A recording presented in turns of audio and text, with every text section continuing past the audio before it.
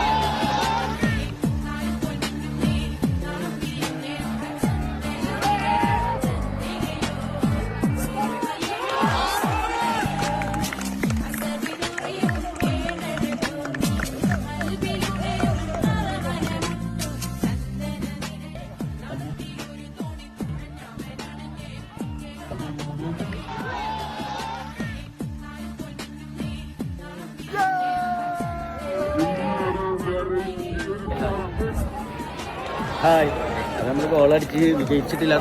അപ്പൊ തൂക്കി 32 കപ്പ് നമ്മളെ ടീം തൂക്കി, അത്രേ ഉള്ളൂ.